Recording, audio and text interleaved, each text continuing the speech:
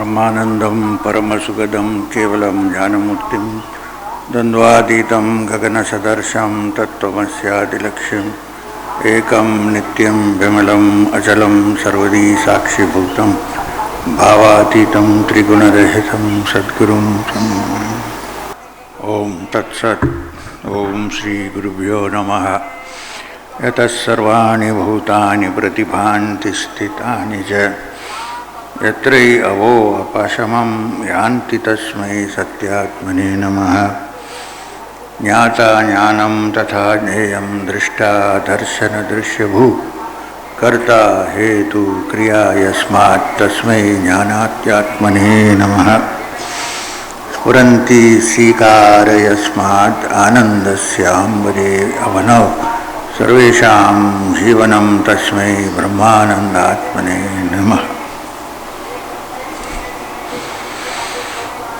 राजराजेश्वरी त्रिपुर सुंदरी कुलकुंडली महामाया की जय। श्री शुद्ध ब्रह्म परात्पर राम रामचंद्र महाप्रभु की जय। पवन सुत हनुमान की जय। महामुनि वशिष्ठ महावतार महाभाग की जय। श्री जगद्गुरु कृष्ण परमात्मा की जय। श्री भगवत्पाद शंकरा की जय।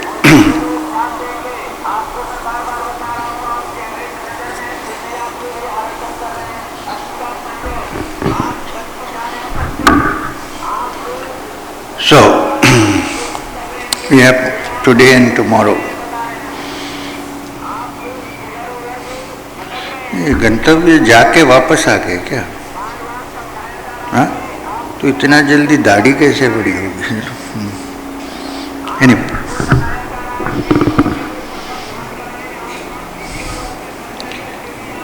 नहीं, लोग समझते होंगे कि ये कभी ब्रह्म आनंद में रहते हैं इसलिए कुछ दिखता नहीं होगा। सब दिखता है, ऐसे पूरा एक एक का दिखता है।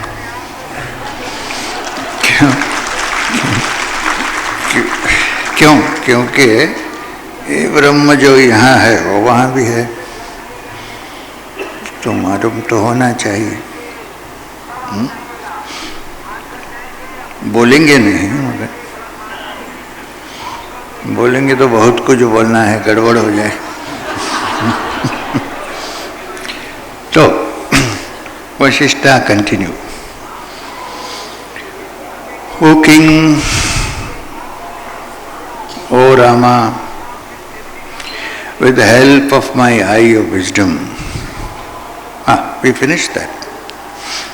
When he said I couldn't find the mendicant, Dasharatha said, O sage, tell me where that mendicant bhikshu is, and I shall at once dispatch my soldiers to wake him up from his meditation and bring him here.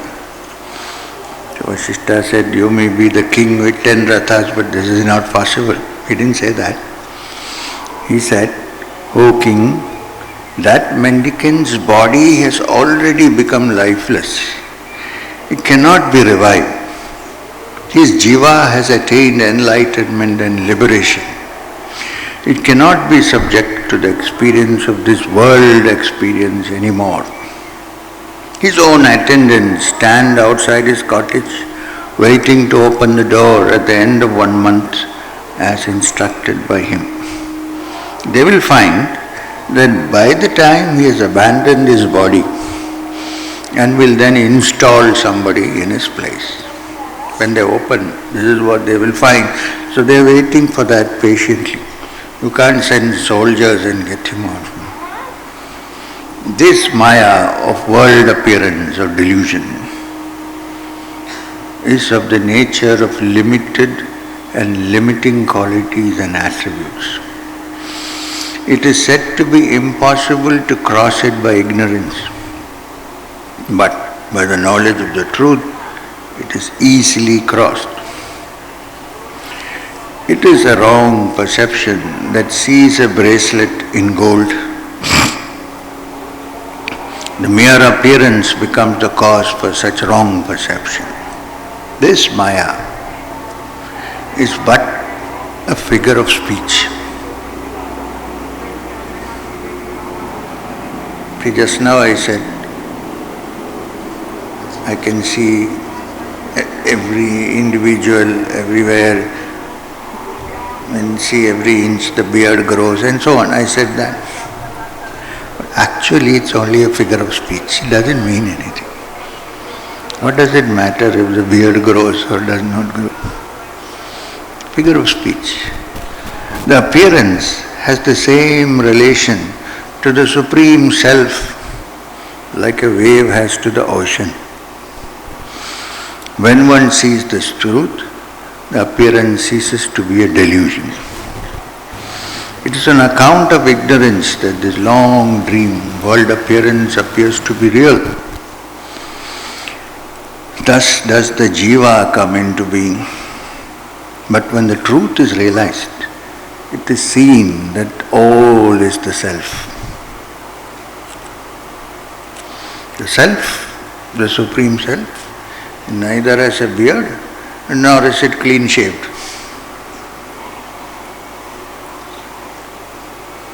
Whatever be the notion that one entertains, it is the self alone that appears as that notion. This universe is a result of the notions entertained by countless such individuals, not one individual. Millions of individuals have concepts.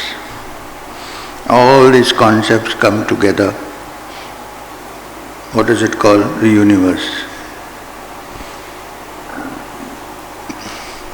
It's called the AI, the artificial intelligence.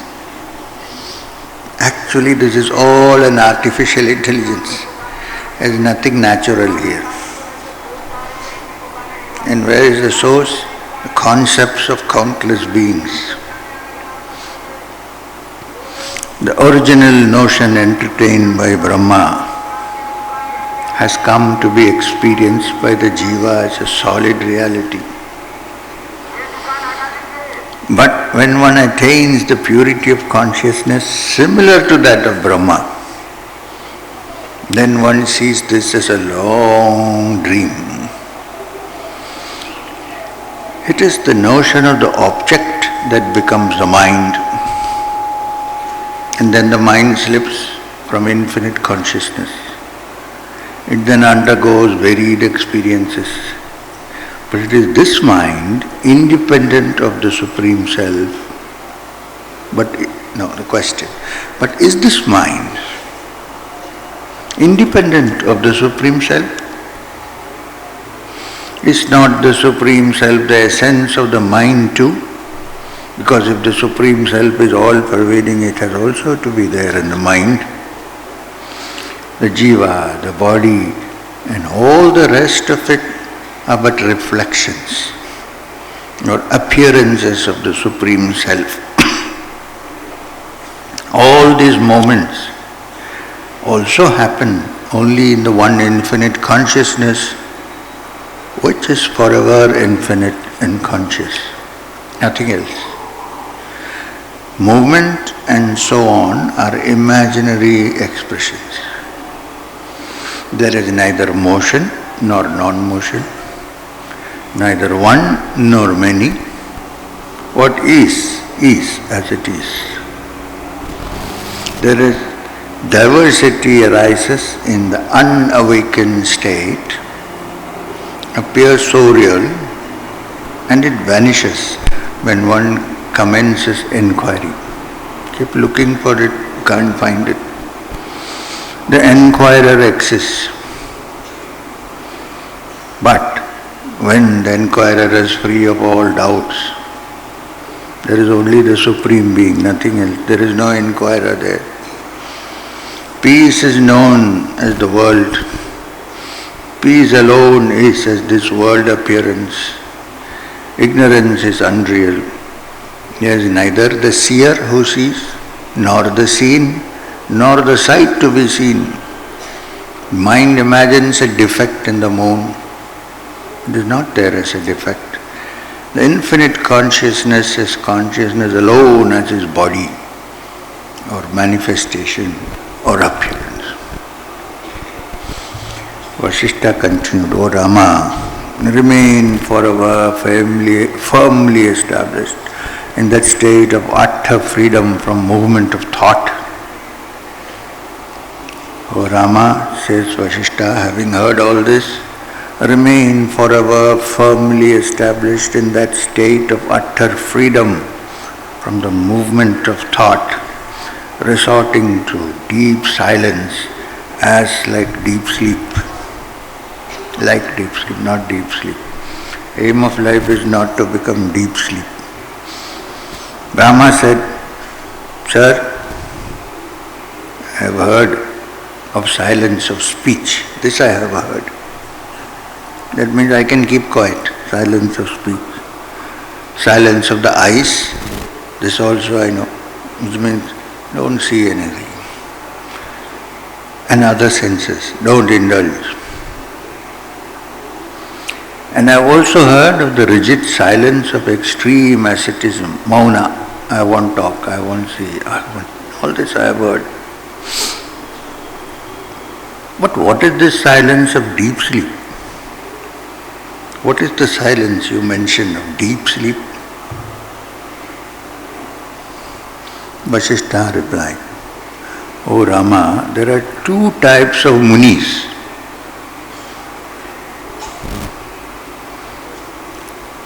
A sage muni is one who observes mouna or silence. You can say mauni or muni. Why? Because he has understood that words are of no use. Silence is the best policy. Chup. This is what Ramana Maharshi told a great spiritual seeker. After hearing him for quite some time, patiently, then he asked, so what is the solution? He said, shut up.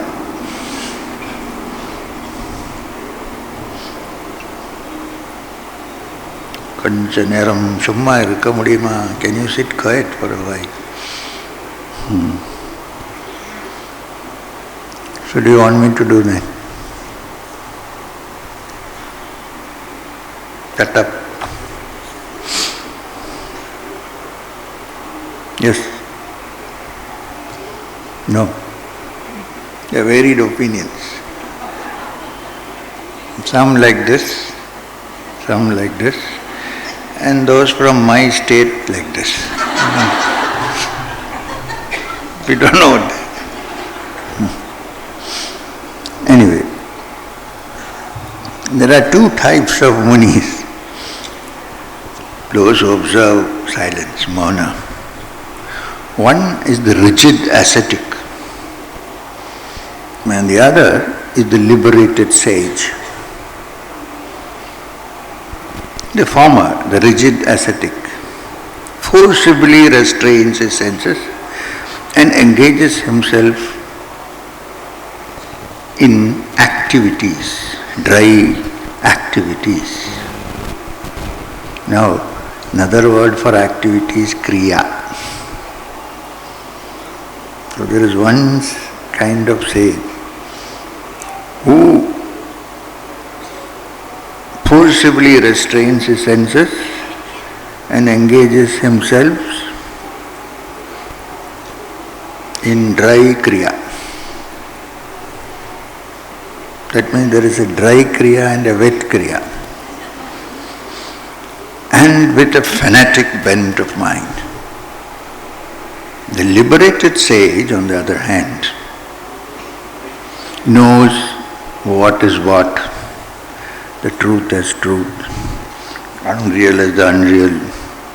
He is endowed with self-knowledge, and yet he behaves, when you see from outside, like any ordinary person. What is regarded as silence or mouna is based on the nature and behavior of these munis. 4 types of silence have been described. Mouna. 1. Silence of speech.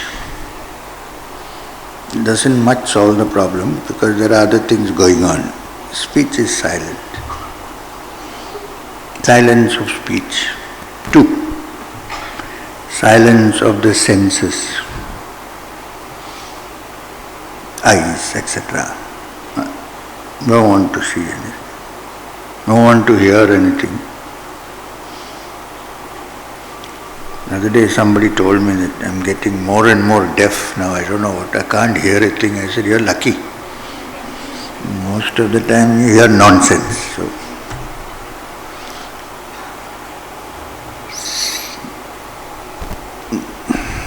then there is the silence of violent restraint.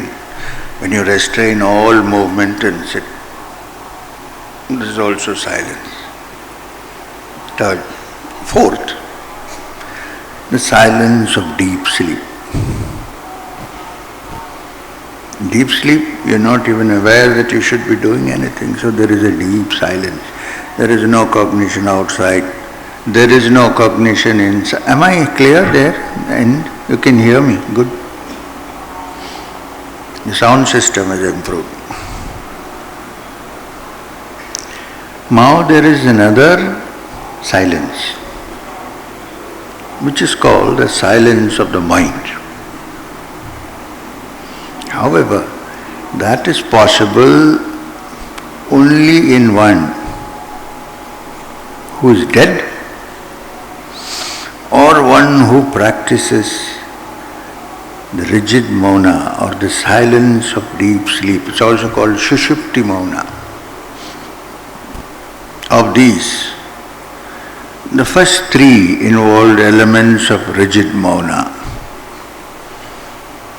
It is the 4th that is really conducive to liberation. Hence, even at the risk of incurring the displeasure of those who resort to these 3 types of mouna, I say that there is nothing in those 3 which is desirable except the last. The silence of deep sleep is conducive to liberation. You have to see what happens in deep sleep. You're not restraining your senses from seeing anything because there is nothing to be seen. You're not restraining your tongue from talking because it's all closed naturally. You're not trying to control your mind because there is nothing. You're not even aware there is a mind. Everything is gone. So, he's not saying to attain the Supreme, go to deep sleep. Look at the state called deep sleep and figure out how the mind is there. The silence of deep sleep is conducive to liberation. Why? In it, the prana or life force is neither restrained nor promoted. The senses are neither fed nor starved. The perception of diversity is neither expressed nor suppressed. The mind is neither mind nor non-mind. There is no division and hence no effort at abolishing the division. It is called the silence of deep sleep, and one who is established in it may or may not meditate. There is knowledge of what is as it is, and there is freedom from doubt. 1,000 years ago or so, Vasishtha makes this revolutionary statement. In that state, there is no meditation also. Why? Because there is nothing to meditate upon. There is only the knowledge of what is, as it is, without attempting to change it or experience it in any way. And therefore there is freedom from doubt. It is utter emptiness. It is supportless.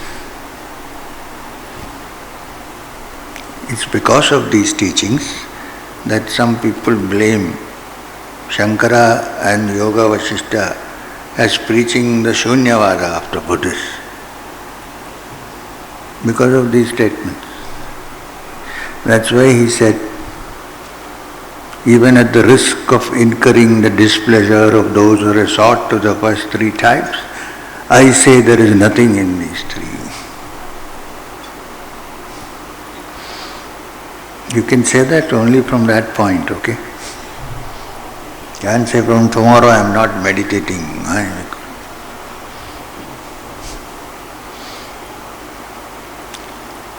So,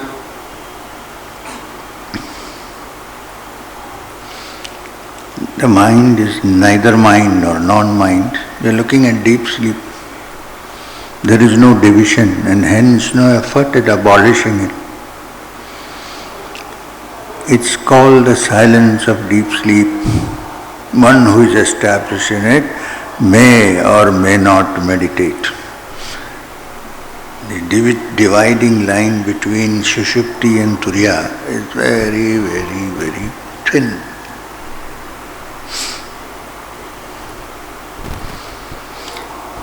There is only knowledge of what is, as it is.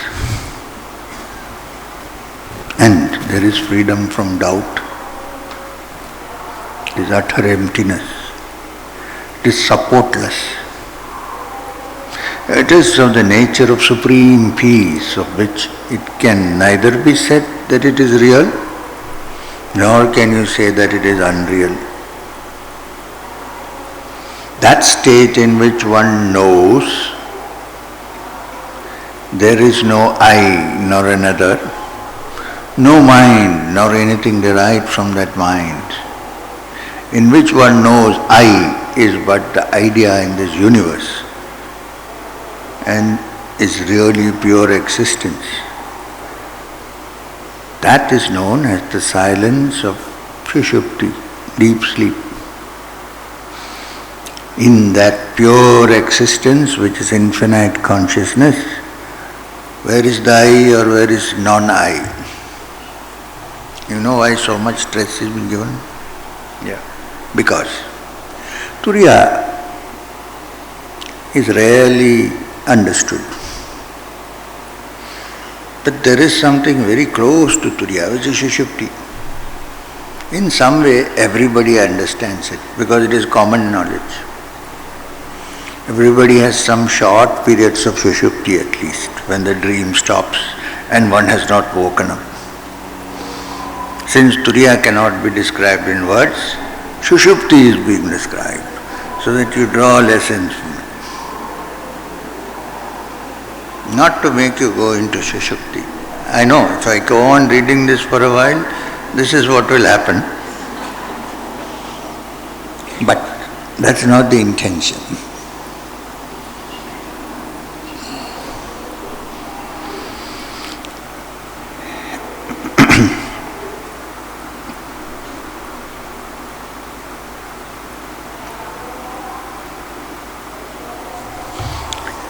Rama asked, he changed the subject. I think he was thinking of Sushupti. Rama changed the subject because of Rama that you have the Yoga Vasishtha. Out of his infinite compassion, that Yoga Vasishtha came into being.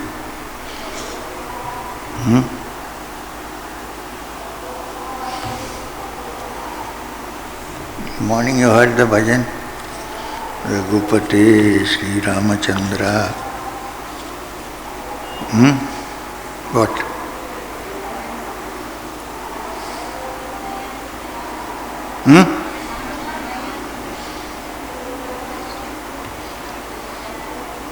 Daya Nidhe Raghava Daya Nidhe. It is out of that Daya that we have the Yoga Vasishtha. I think Rama understood in the first moment when Vasishtha said, this is an illusion, there is only the reality. Then, for the sake of idiots like us, he kept asking questions to Vasishtha. How is this? How is that? How is that?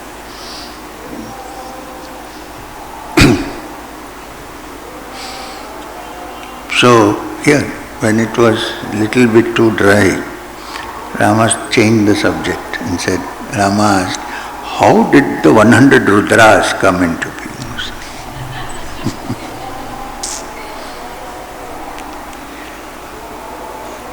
Vasishtha replied, there were no 100 Rudras. It was this mendicant, the bhikshu, who dreamt all these 100 Rudras. Whatever they, whose minds are pure and unobscured by impurities, imagine or will into being, that is experienced as the real. Whatever thought form thus arises in the one infinite consciousness appears to be real. Then Rama changed the subject again. Rama asked, why is it, O Maharishi, O sage, that Lord Shiva chose to appear as one without clothes, unclad?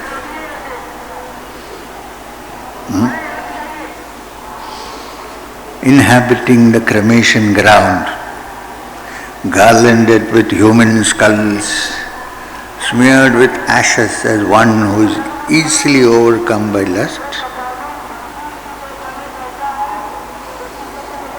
Now, then Vasishtha started explaining. Before that, let me say,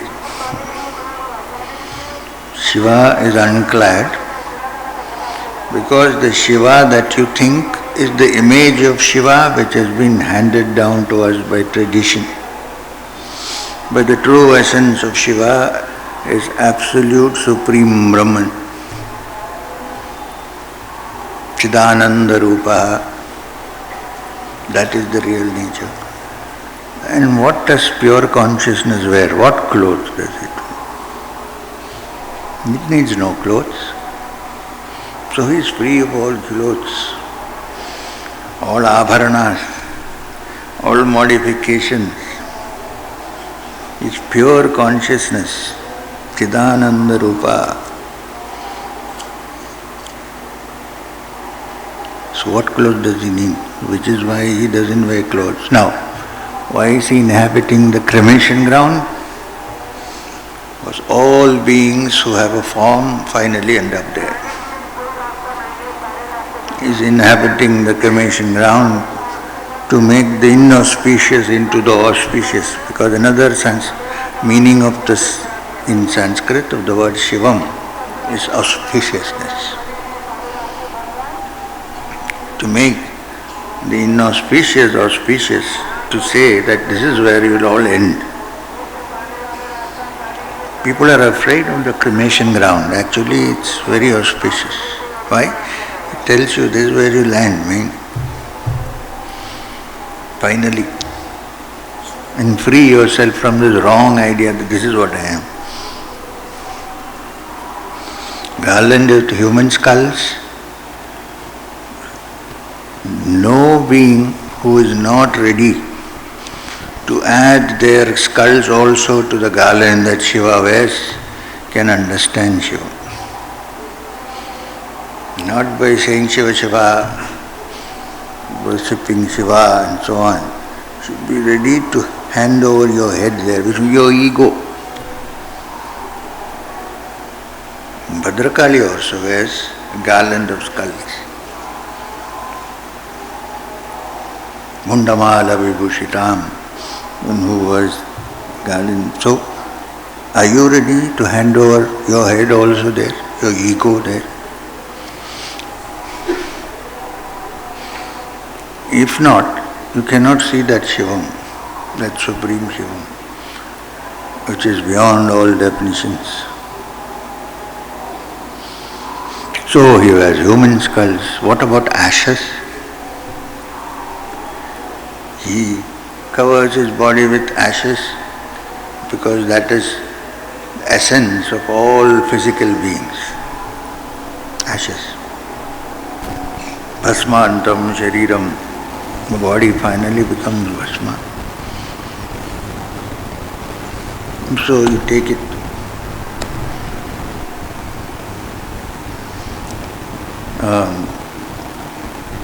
I said the cremation ground is an auspicious place. You will be surprised if I tell you something. Somebody may know, but the headquarters of the Ramakrishna mission is in Belur Math. Belur Math is on the banks of the Ganga. If you cross in a boat, you go to Dakshineshwar on the other side, where Sri Ramakrishna used to live. So when Swami Vivekananda came back from abroad, before he came back from abroad, his foreign devotees had given him a lot of money to get a headquarters for the Ramakrishna mission, to build something. So he came back. So before he came back, his Guru Bhais, his disciples, brother disciples, were searching for land. They could not find, even in those days, even the outskirts of Calcutta were quite expensive. Then in 32 years of a certain party ruling, it became the lowest in the country. Real estate. Even those days it was very high.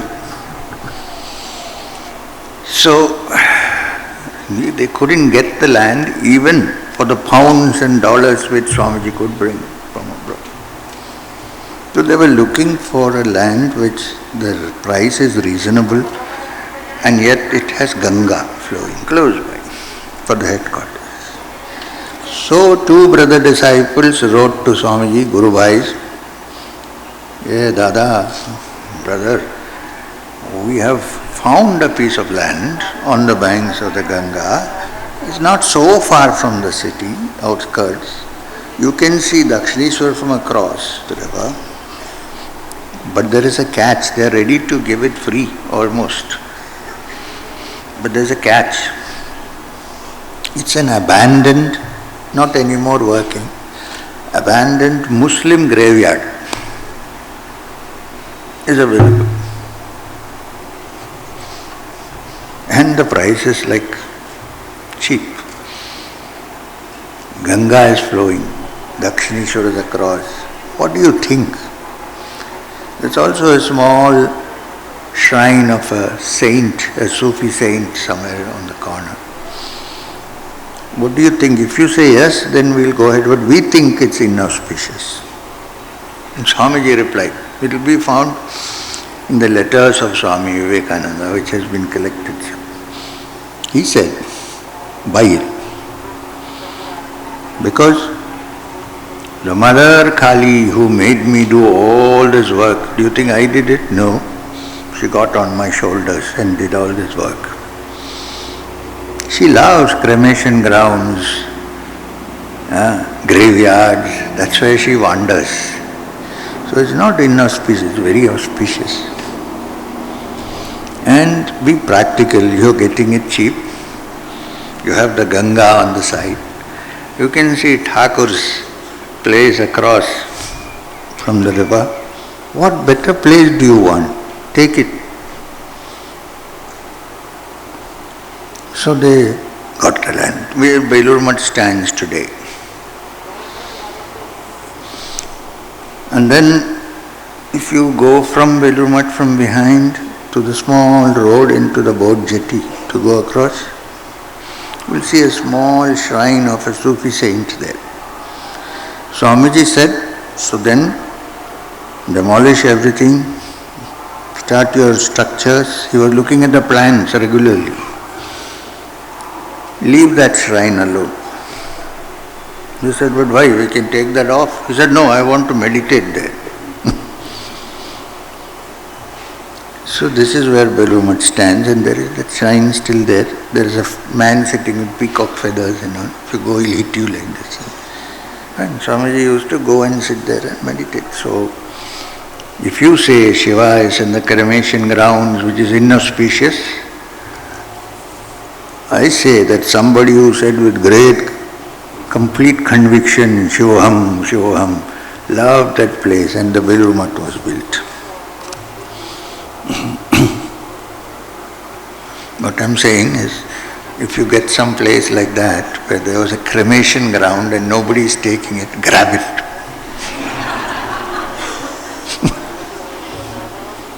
Nothing will happen. And additional security, nobody will dare to come there.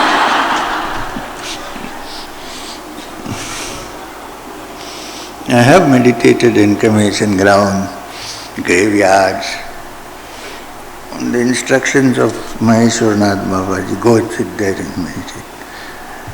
And I've found that except for the 5-10 minutes of fear, nothing is there. It's beautiful and nobody will come. And if you see somebody coming slowly to the border with a light, all you have to do is sit here and make that's it. Gone. You will be left alone. So,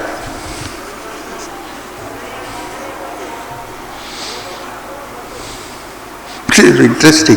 The other day I saw a photograph of somebody who claims that he always meditated alone in the cremation ground and so on. That is not amusing, that's nice. So amusing is there is a photograph of him sitting there. So who was taking the pictures? Anyway.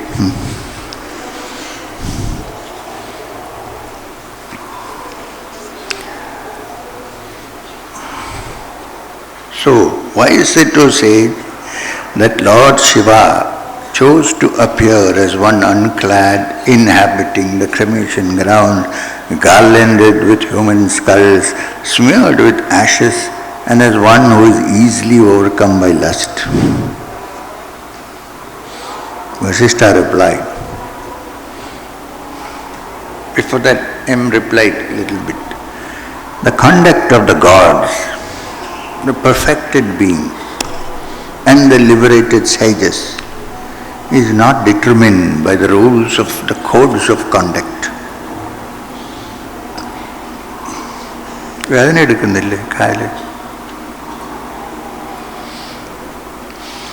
These are invented by ignorant people. Yet, since the mind of the ignorant is heavily conditioned, if they are not governed by such rules of conduct, there will then arise disorder, in which the big fish will eat the small fish. So some discipline, some order, some rules have been propagated for mankind, but they are not applicable to the supreme sages who are free of all this, which means you don't imitate. Tomorrow don't take off all your clothes. You may, but not in front of me. I have better things to see. And don't wear a garland of skulls and walk around. Because you have still not broken through the conditioning. If you have done that, you may come without clothes and I don't mind. You don't pretend. Plus, do not imitate.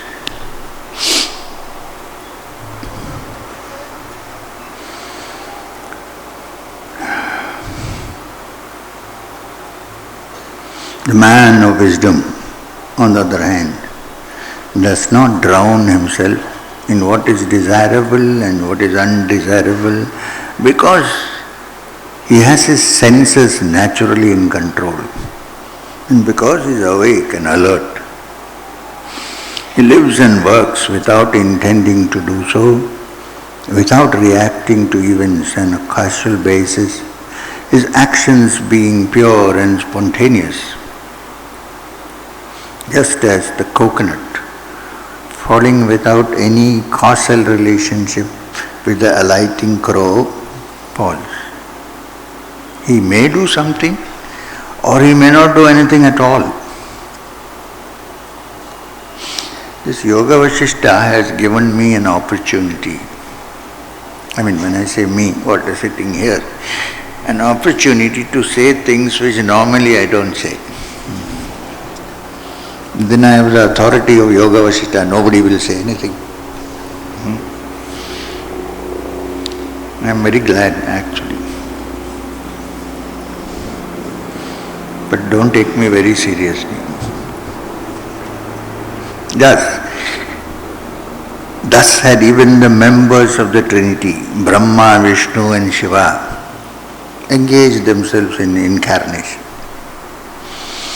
In the case of the enlightened ones, their actions are beyond praise and reproach, beyond acceptance and rejection, because they have no notion of this is mine and this is not mine. So their actions are pure like the heat of the fire.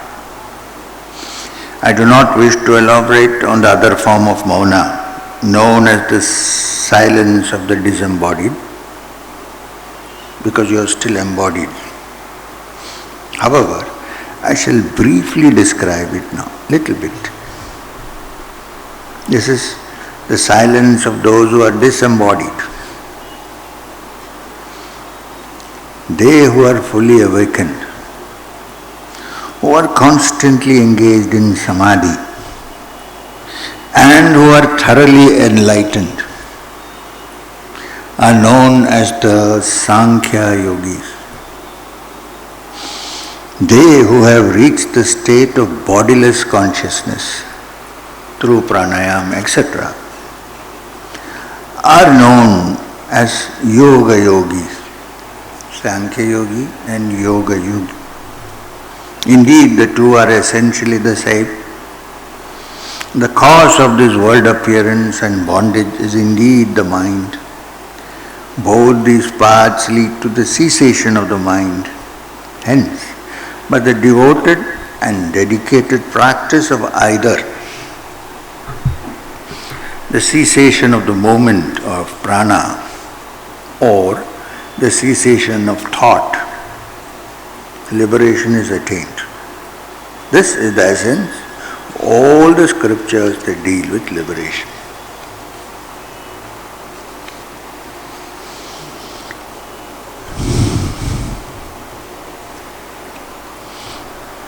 Rama asked, O sage, if the cessation of the movement of prana is liberation, then death is liberation.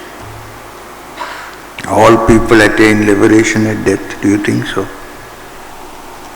There is no movement of prana in the dead body, right? Vasishtha replied, O Rama, when prana is about to leave the body, it already makes contact with those elements with which the next one is to be fashioned.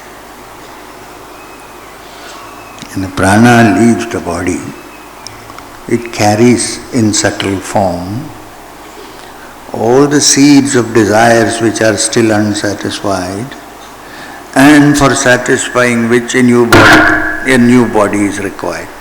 It already carries the seed. How does it carry?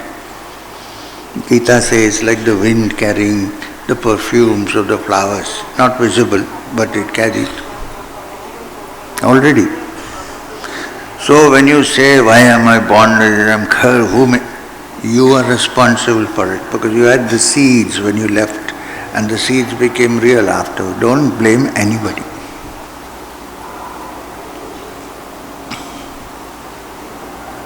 So, when prana is about to leave the body, it already makes contact with those elements with which the next one is to be fashioned, next body. These elements are indeed the crystallization of the vasanas, the psychological conditioning, memory store, past impressions, and the predisposition of the jiva. why the jiva clings to those elements. When the prana leaves the body, it takes with it all the vasanas of the jiva. Not indeed until these vasanas have been destroyed will the mind become no mind.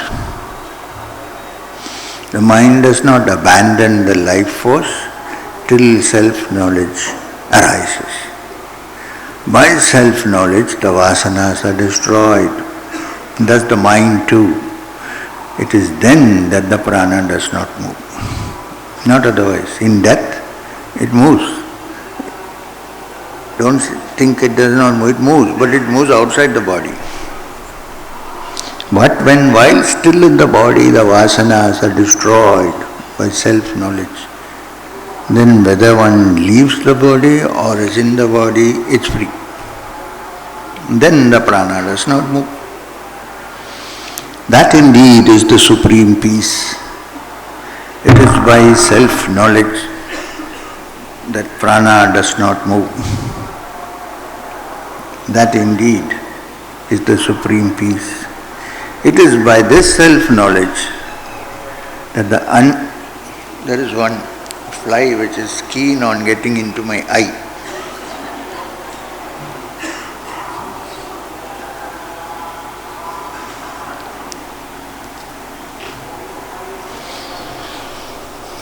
What, are you going to swat the fly? Well, it's still here.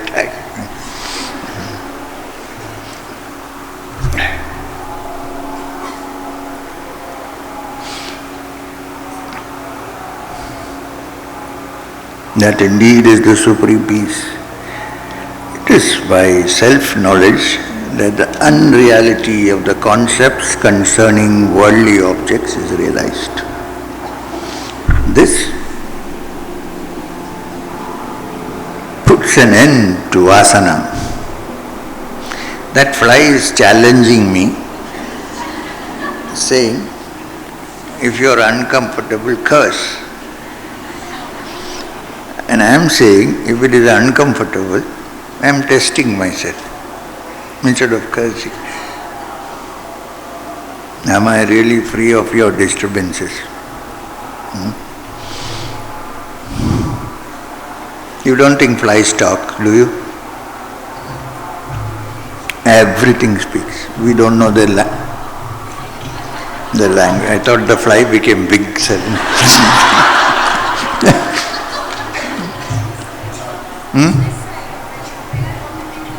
On the beard? Where?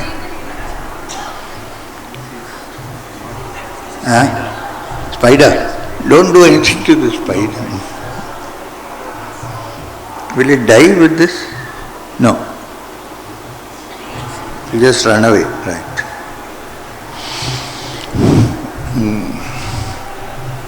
Doesn't matter, I'll keep doing it.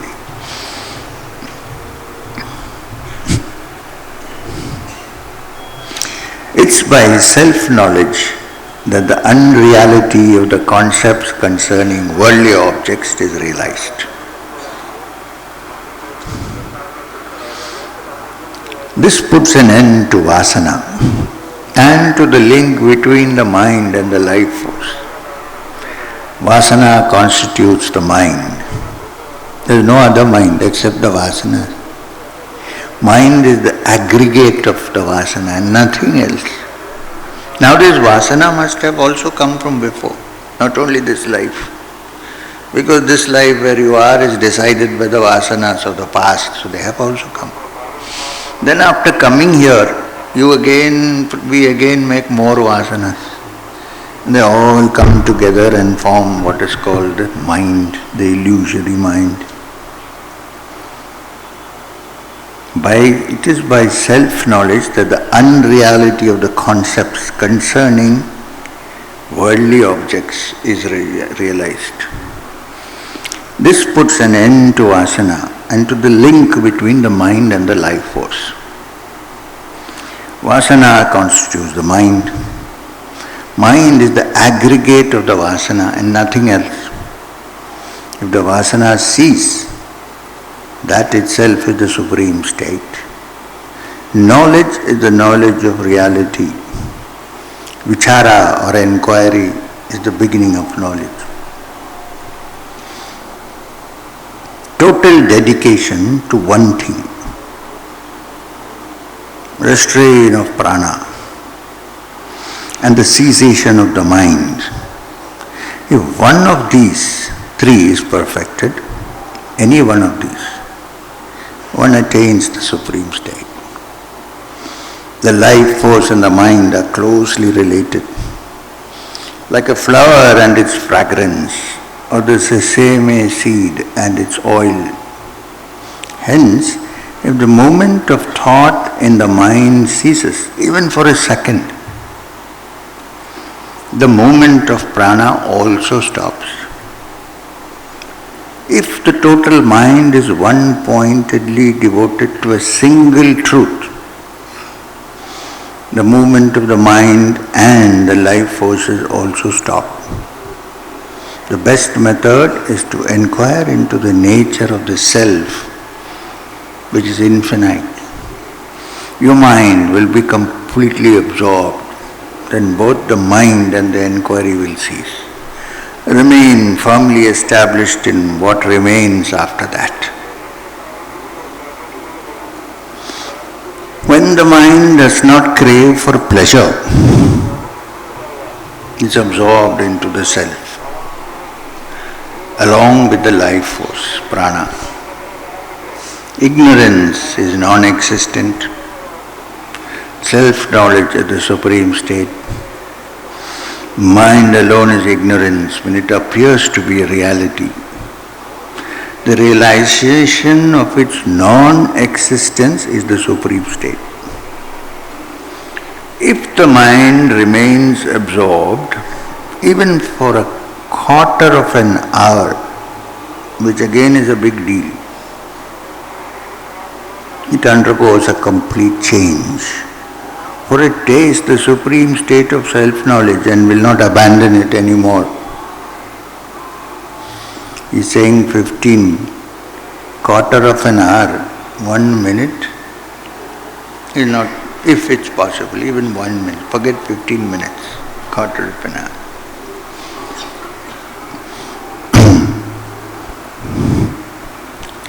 Nay, even if the mind has tasted it for a second, that's what I was telling you, it does not return to this worldly state. The very seeds of samsara are fried. With them, not freed, fried.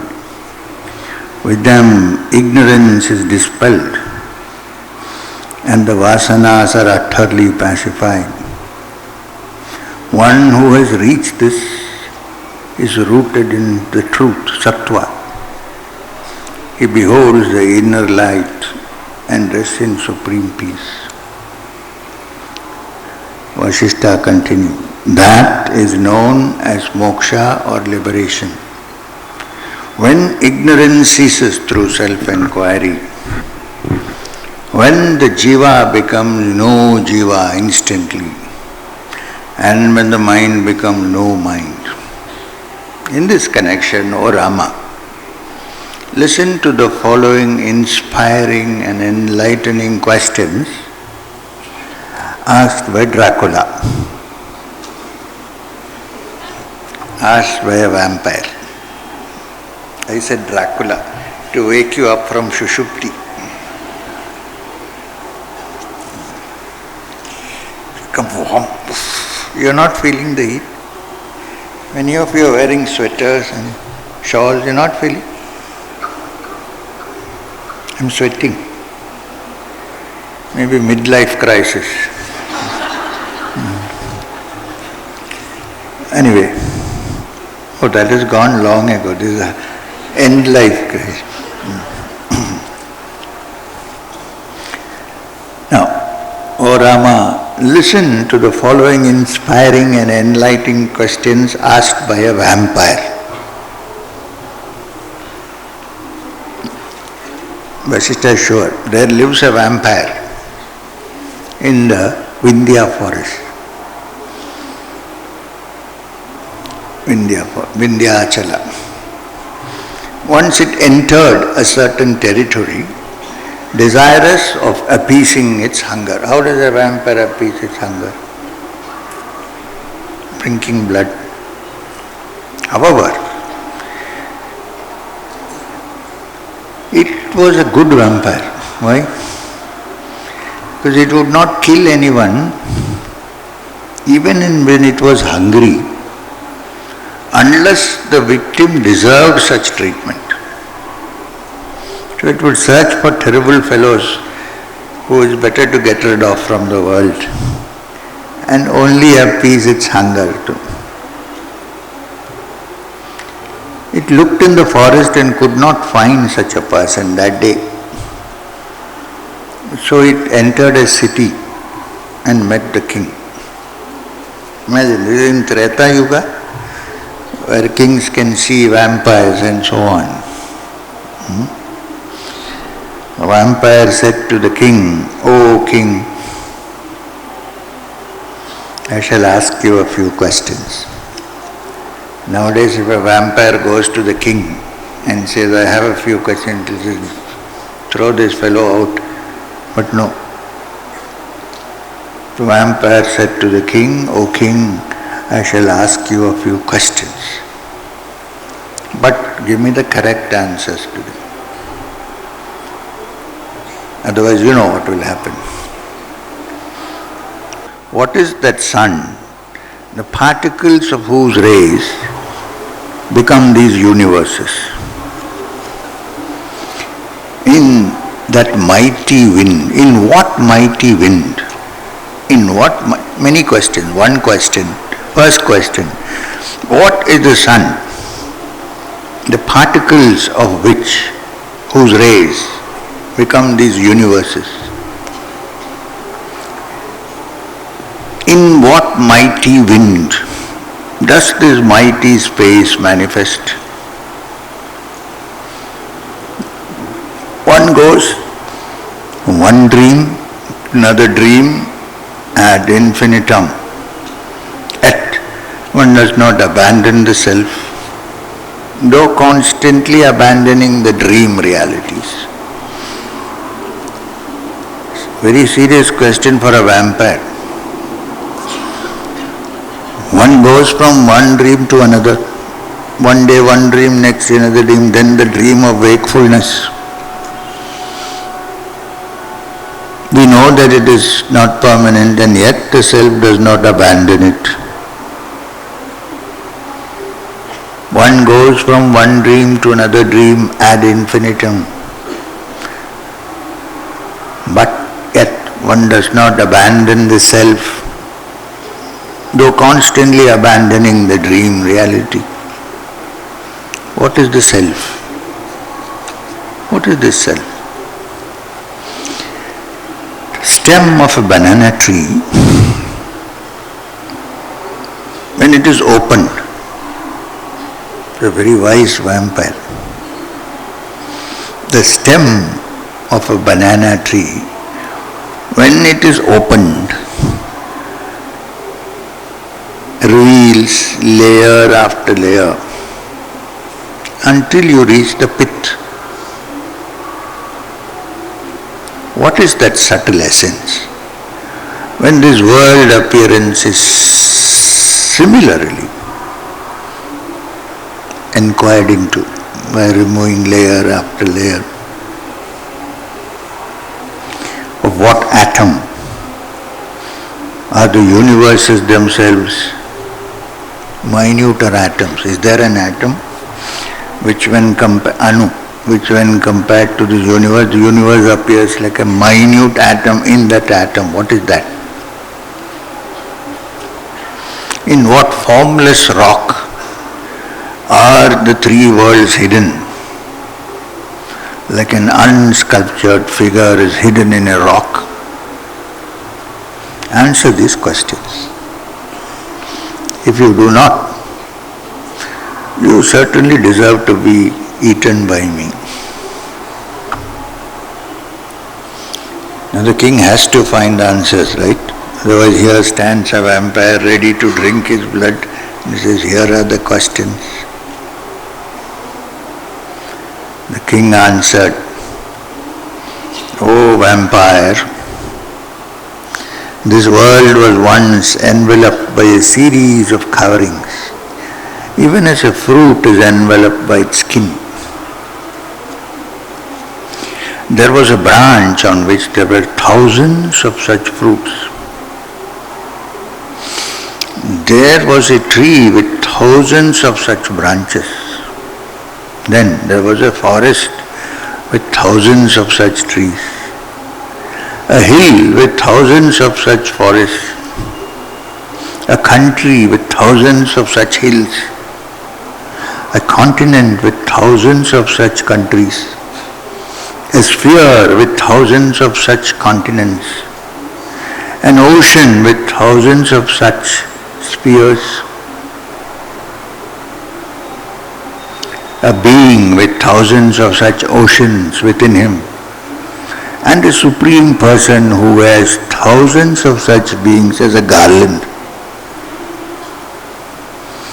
There is a sun in whose rays thousands of such supreme persons are found. That sun illumines all.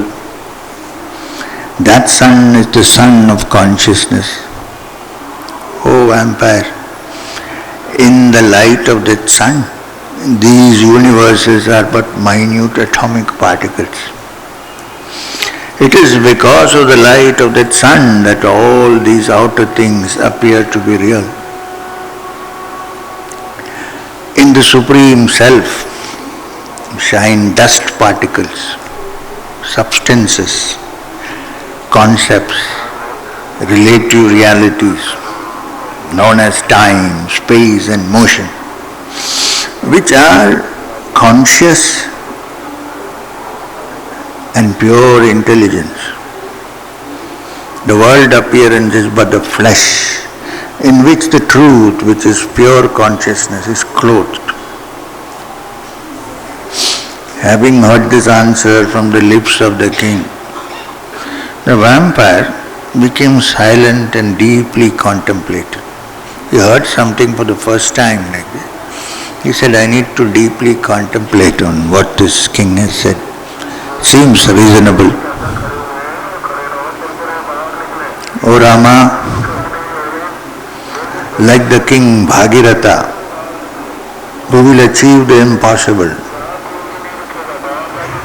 if you are able to remain firm in your knowledge of the truth, and engage yourself in appropriate action in a life characterized by effortless experiencing of the natural course of events. At Rama's request then, so the king escaped the vampire. Why? The vampire went to meditate. So at Rama's request, Vasishtha narrated the following story. Once upon a time, there was a king called Bhagiratha, who was devoted to dharma. He gave liberal gifts to the pious and the holy ones, and he was a terror to the evildoers. He worked tirelessly to eradicate the very causes of poverty. When he was in the company of the holy ones, his heart melted in devotion. Bhagiratha, one day I think I told you the story of Bhagiratha bringing the Ganga down, no? It's there in the Puranas. I think I told you. Or did I say that in another birth somewhere? Okay. Now, yes. So, Bhagiratha brought the holy river Ganga. That is why the Ganga is, when it starts, is called the Bhagirati.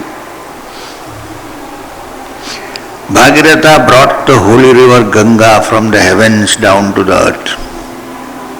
In this, he had to encounter great difficulties and propitiate the gods Brahma and Shiva and also the sage Jahanu. In all this he suffered frequent frustrations and disappointments. He too, O Rama, like you, was endowed with discrimination and dispassion even at an early age. One day, while remaining alone, and he reflected, sitting alone, he said to himself, this worldly life is really essenceless and stupid. Day and night chase each other. People repeat the same meaningless actions again and again. I regard only as proper action which leads to the attainment beyond which there is nothing to be gained. The rest is repeated. He used a word, I don't want to use it. I will use a more civilized word. The rest is repeated shit. Better word than what is this guy.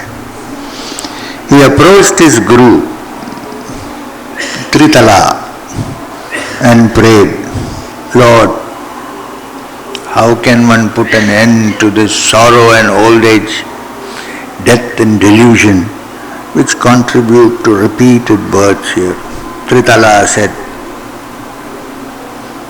sorrow ceases, all the bondages are rent asunder, and doubts are dispelled when one is fully established in the equanimity of the self for a long time. When the perception of the division has ceased,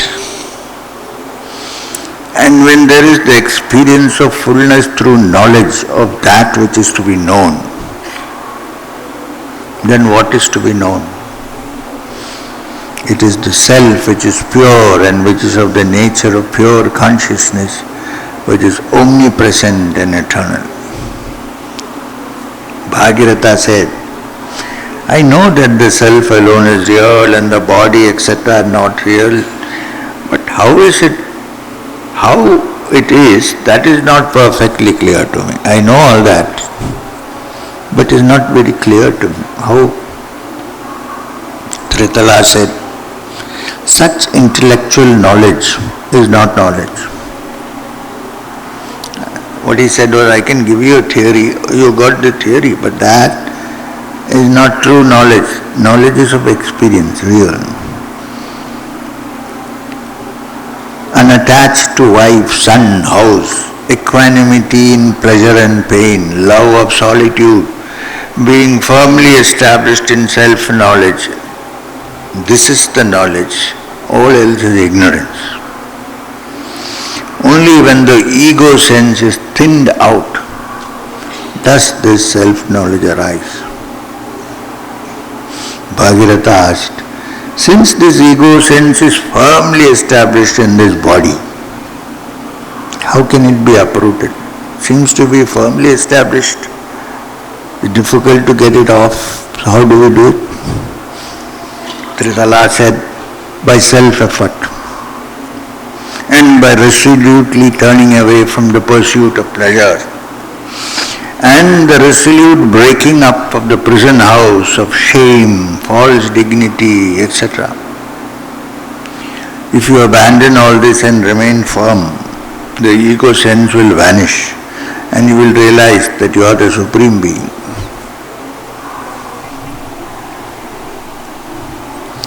It's interesting, there are two, when you think you have managed everything else and you are freed from many things, the last things which even a sage faces before he becomes a sage,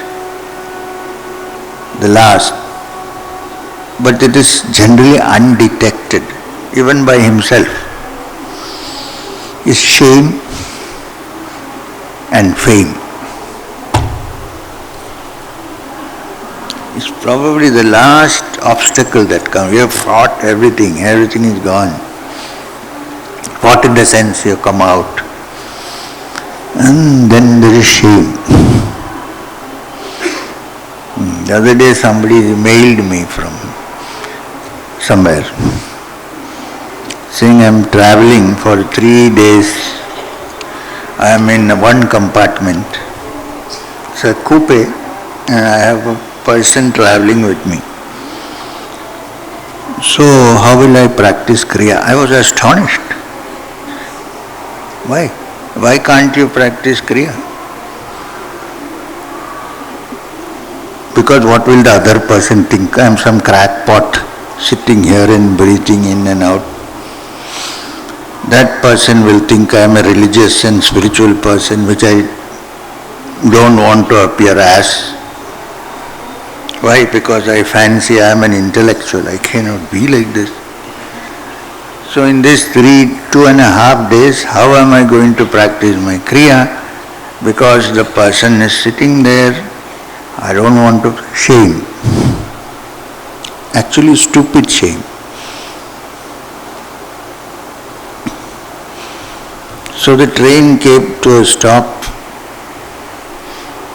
So the reply went at that exact time. It said, look out of your window. She looked out.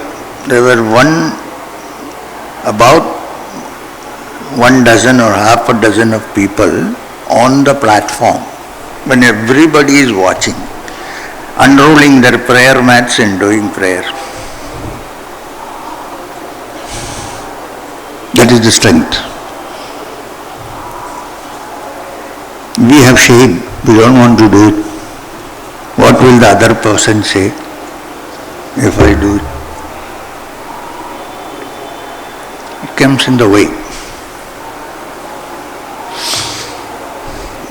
But that person was very funny.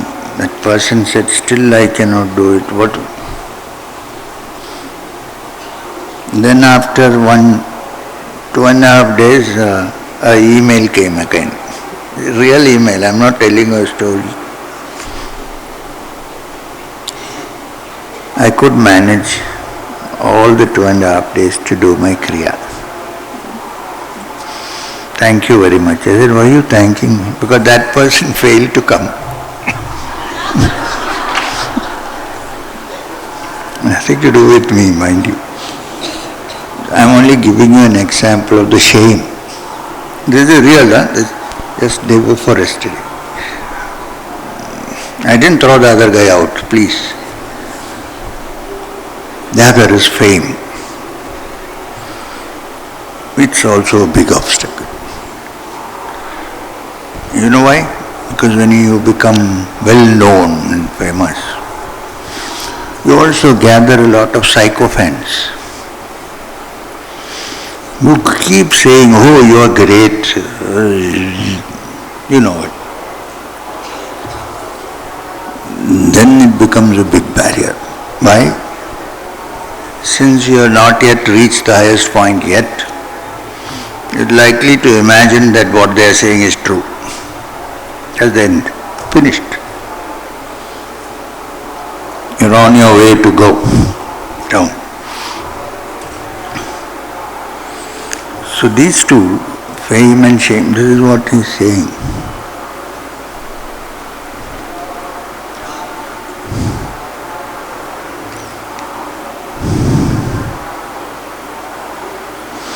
By self-effort and by resolutely turning away from the pursuit of pleasure and by resolute breaking down of the prison house of false dignity, shame and fame.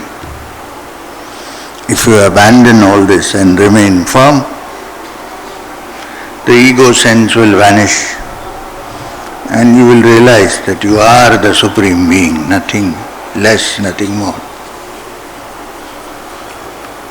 Vasishtha continues.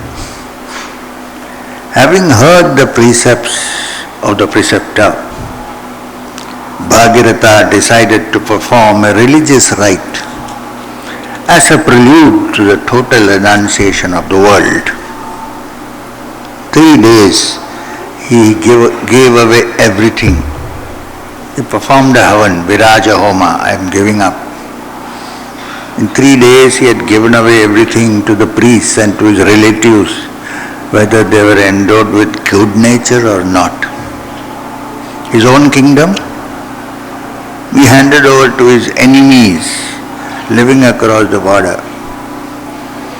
Clad in a small piece of loincloth, please don't start doing that. He left the kingdom and roamed in the countries and the forests where he was totally unknown. Why did he go to a place where he was totally unknown? Because he did not want any of that ego sense to come. Because if he met somebody, oh, this is King Bhagiratha, oh my God, he has become a sage, do prostrations. And very soon he had attained the state of supreme peace within himself. Accidentally and unknowingly, then what happened? This is interesting. Very soon he had attained the state of supreme peace within himself. And how was he now? Wearing a cowpin, his hair all in disarray, barefoot, bare-bodied. With this, and probably not so clean. You don't get Pierre soap and Mysore sandal there.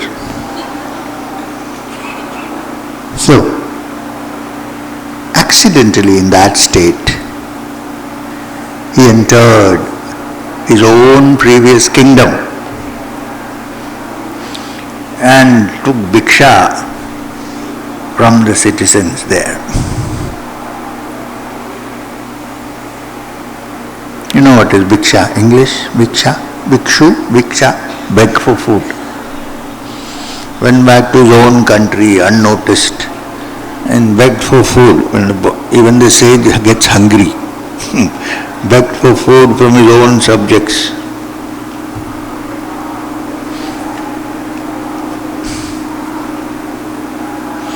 But what happened? They recognized him, worshipped him, and prayed that he should be their king. But he accepted from them only the food. He just said, all that is fine.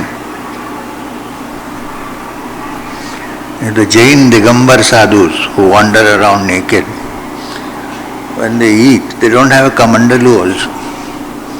When they eat, when bhiksha is to be given, they just put their hands like this. And they eat like this, like an animal. And then when it is enough, they just open their hands.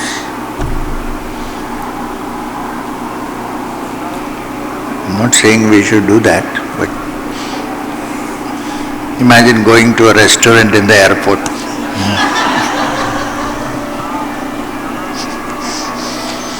You call the security, भैया कोई आया देख लो उसको. But he accepted from them nothing but food. They bewailed. They started crying and shouting, this is King Bhagiratha. What a sad plight. What an unfortunate turn of events. And here he is supremely happy. But they said, what a fate. He is begging for food. After a few days he left the kingdom again.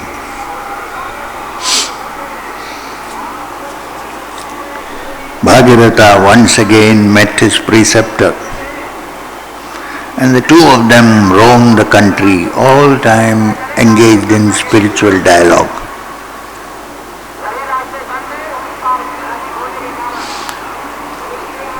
Why do we still carry the burden of this physical body? On the other hand, why should it be discarded? Let it be as long as it will be. Why make an attempt to discard it as if that's a solution to everything? It's not. When you die and commit suicide, for instance, You carry all the vasanas with you, corporate or incorporate, whatever. And then when you come back, you are back in the same position, square one, with all the vasanas back. No escape from that. That's not the way to get out.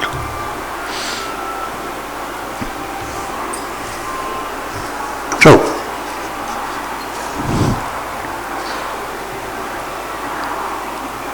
let it be as long as it will be. They were devoid of sorrow and rejoicing, nor could they be said to adhere any path. They went here and there, wherever life took them. Even if the gods and sages offered them wealth and psychic powers, they spurned them as blades of dry grass. So in some places they went, some people offered them wealth. Why are you wandering like this? Take this, build a center in London, stay there. They said, keep it with yourself, we don't want it. And became free and wandered. Then some people, they went to some who could sit down in the dark and light up the whole room. They said, we will give you this.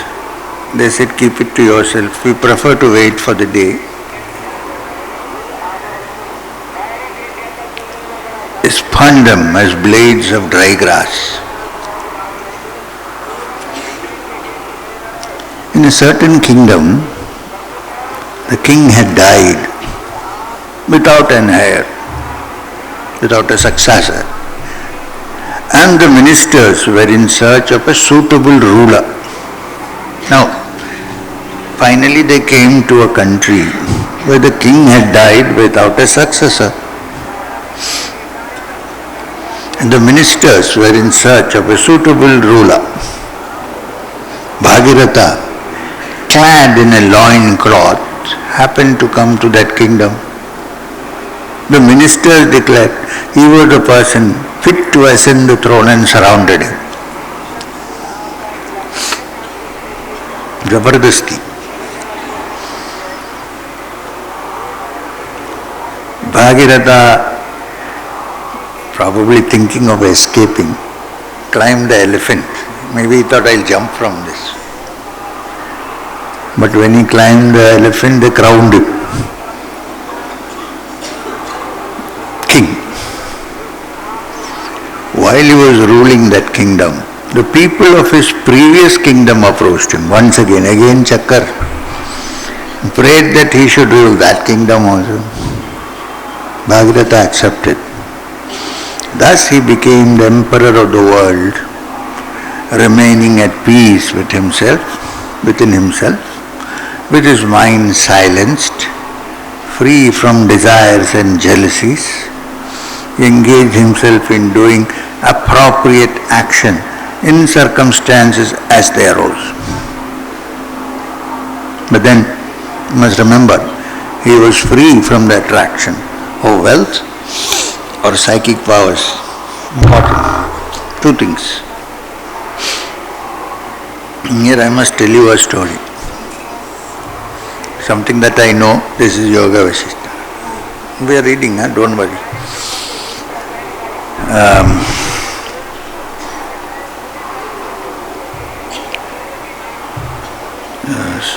You have heard of Sri Ramakrishna Paramahamsa, who was the guru of Swami Vivekananda. So, he had many teachers, and one of them was Bhairavi Brahmani. Bhairavi Brahmani was the lady who taught him all this Vaishnava Tantras, as they are called.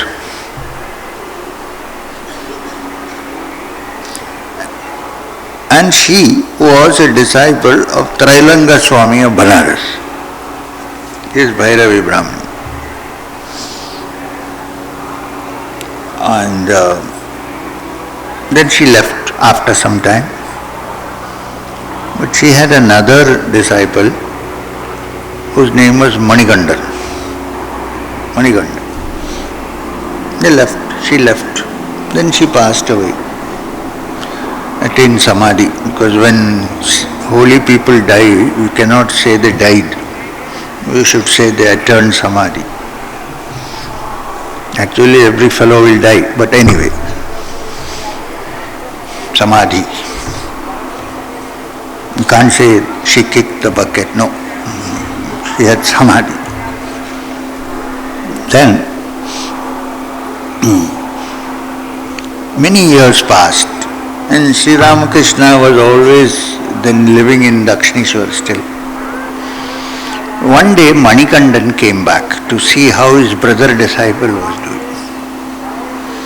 So he went and met him. They had a good time, reminisced about Bhairavi Brahmani and where is she? She's gone.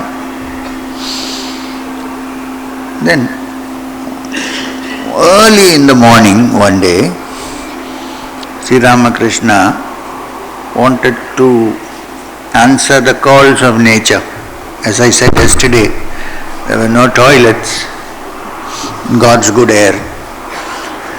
So in the night it was dark. Usually he took lighted a, what is it called, firebrand and went. That day Manikandan said to him, "Hey brother, don't light anything. I have now acquired a siddhi, power, by which I can show a torch to you from my forehead." He didn't have that thing they keep here, no. I can switch on the light from here and you can go finish your job and come back. Very innocently Thakur said, yes, please. He wanted to see if it was true, but yes. He put on the light for him and he went and he finished his job and he came back. As soon as he came back, he told Manikanta, I don't have all these powers. But for you, it is not a good idea to have these powers. You know why? Because they are arresting you from moving to greater spiritual understanding. They are a barrier to all sadhaks. So you shouldn't have this.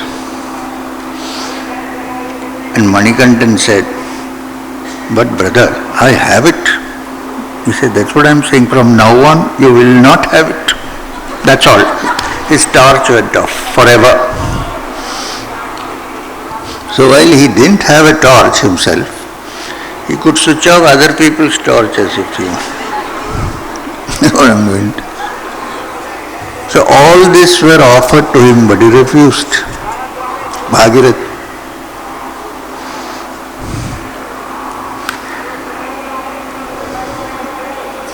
So he ruled both the kingdoms. He became the emperor of the world, remaining at peace with himself, with his mind silenced, free from desires and jealousy. He engaged himself in doing appropriate action in circumstances as they arose. Once he heard that the only way to propitiate the souls of his departed ancestors was to offer libation with the waters of the Ganga. In order to bring the heavenly Ganga down to the earth, he repaired to the forest to perform austerities, having entrusted the empire to his ministers.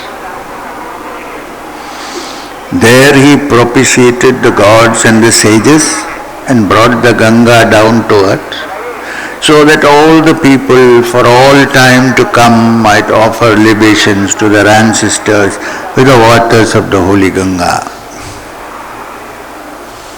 It is only from that time that the sacred Ganga, which adorned the crown of Lord Shiva's head, began to flow down to the earth.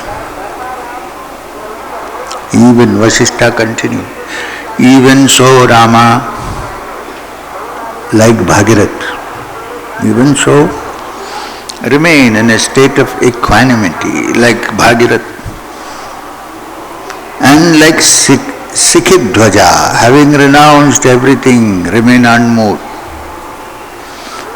I shall narrate to you the story of Sikhidhvaja. Please listen. So now Bhagiratha is for the time being kept away. Don't think of him. Sikhidhvaja.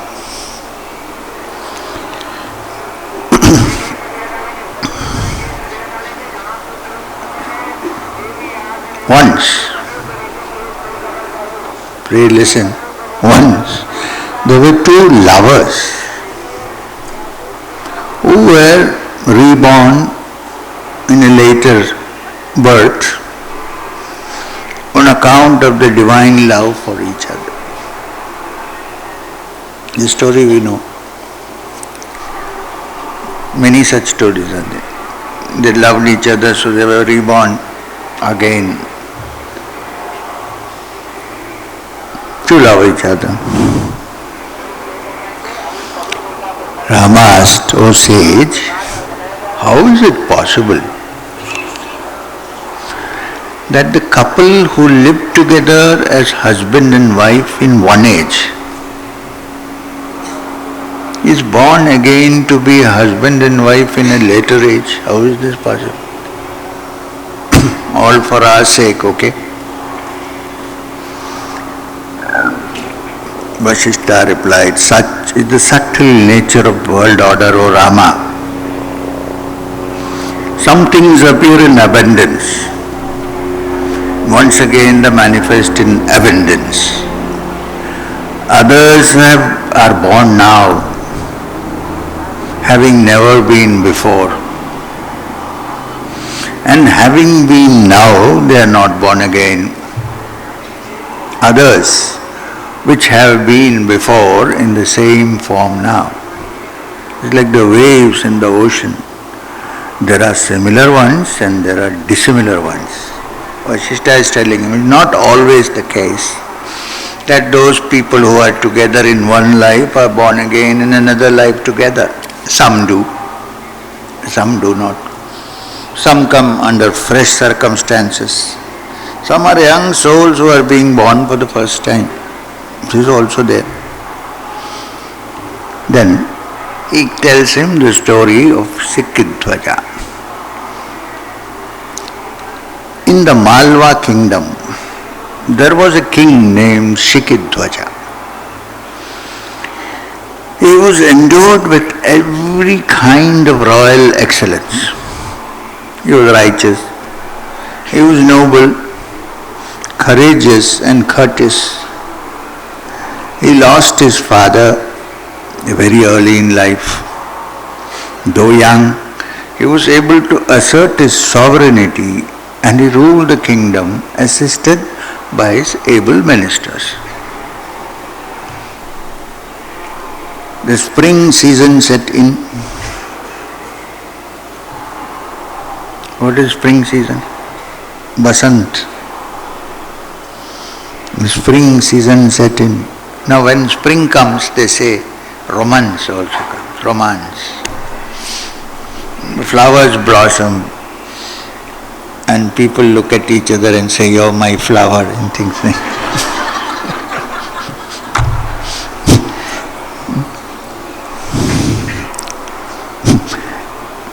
In the Urdu language, there's even a word called gul badan. One who is like a rose. Anyway. So, even the very mention of spring, you see how the mind is going. So the spring season set in. There was romance in the air. The young king began to dream of a partner. Till then he was alone. Then spring came. And he began to dream of a partner. Day and night his heart longed for the beloved. He still couldn't find anybody. There is a longing for the beloved. The clever and wise ministers divined the state of their king's heart. They went to the Saurashtra kingdom and sought the hand of a princess for their king. They went to Saurashtra kingdom and sought the hand of a princess for their king. Soon the king Sikhidhvaja married this beautiful princess from Saurashtra. Now she had a very peculiar name, doesn't sound very nice. Kudala.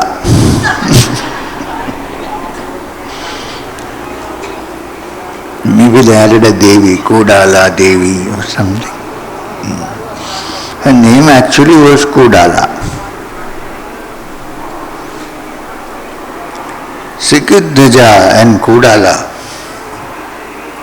were so greatly devoted to each other that they were one jiva in two bodies. There are many people like that. They shared many common interests and they played together in the pleasure gardens. Even as the sun sends down his rays to make the lotus unfold, the king showered his beloved with his love and tried to please her in every way. They also shared their knowledge and their wisdom with each other, so that both of them became highly learned in all branches of knowledge. Each dwelled in all the radiance in the other's heart.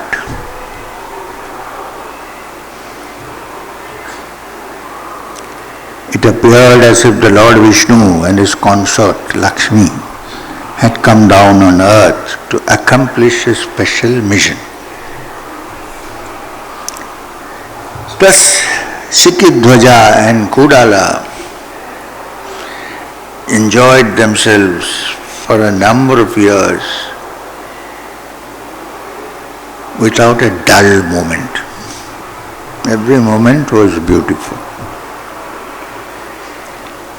Now, no one can arrest the passage of time, can they?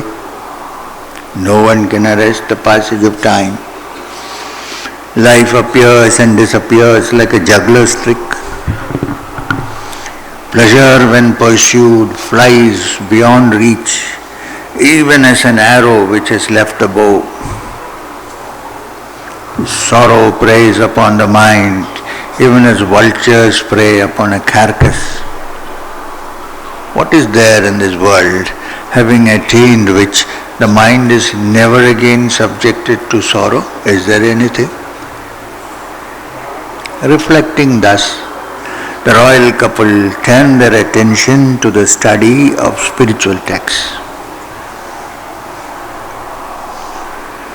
So one day, when old age was coming, fast approaching, and the joys could not be experienced much anymore,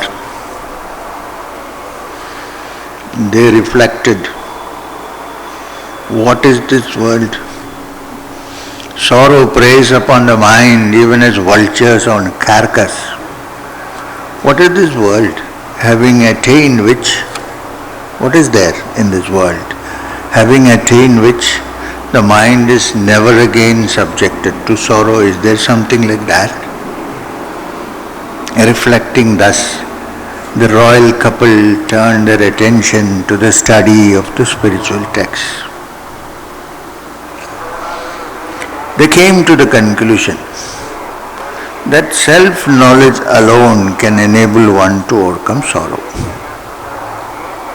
They therefore devoted themselves to self-knowledge with their heart and soul. They resorted to the company of sages of self-knowledge and adored them. They engaged themselves constantly in discussing self-knowledge and in promoting self-knowledge in each other. Having thus constantly contemplated the means of self-knowledge, the queen began to reflect thus. Now I see myself and inquire, who am I? How could ignorance of the self and delusion arise in me? The physical body is surely inert Therefore it is not the self. It is experienced only on account of the movement of thought in the mind. The organs of action are but parts of the body, and hence they are not inert, being parts of the body which is inert. The sense organs are inert too, for they depend upon the mind for their functioning. I consider even the mind to be inert. Why? Because the mind thinks and entertains notions and is prompted to do so by the intellect, which is the determining factor. Even this intellect, buddhi, is surely not inert. Is surely inert, for it is directed by the ego. Even this ego is inert, but it is conjured up by the jiva, just as a ghost is conjured up by the ignorant child. The jiva is but pure consciousness, clothed as it were by the life force and dwells in the heart. He started thinking along these lines. As she thought for a long time into this, with complete attention, one day she got it. Lo and behold, I have realized that it is the self which is pure consciousness that dwells as the jiva, because the consciousness becomes aware of itself as its own object. This object is insentient and unreal.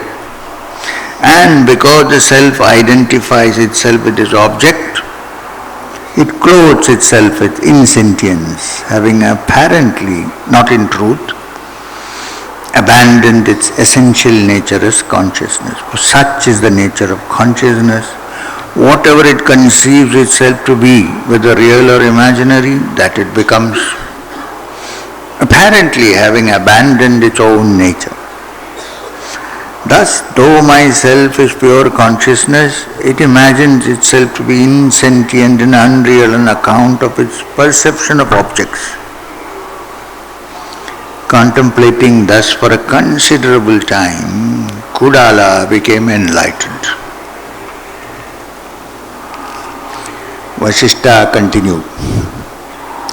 Delighted by this self-discovery, the queen exclaimed, "At last, I have attained that which is to be attained. Now there is no loss. Even the mind and the senses are but reflections of the consciousness. Supreme consciousness alone exists. It is supreme truth, untainted by any impurity, forever in a state of perfect equilibrium and devoid of ego sense. Once this truth is realized, it shines constantly and never sets." So said Queen Kudala.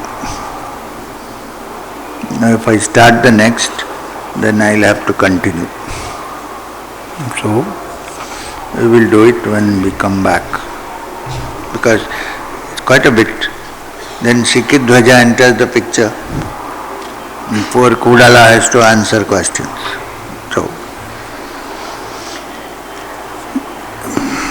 So where did we stop? Delighted by this self-enquiry, the queen exclaimed, "At last I have attained that which is to be attained really.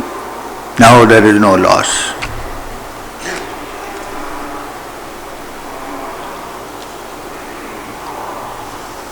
Om Brahmanandam Paramasugadam Kevalam Jnanamurtim Dvandvaditam Gaganasadarsham Tattvamasyaadilaksham Ekam Nityam Vimalam Achalam Sarvadi Sakshibhutam Bhavatitam Trigunarahitam Sadgurum Tam Namah. Om Shanti Shanti.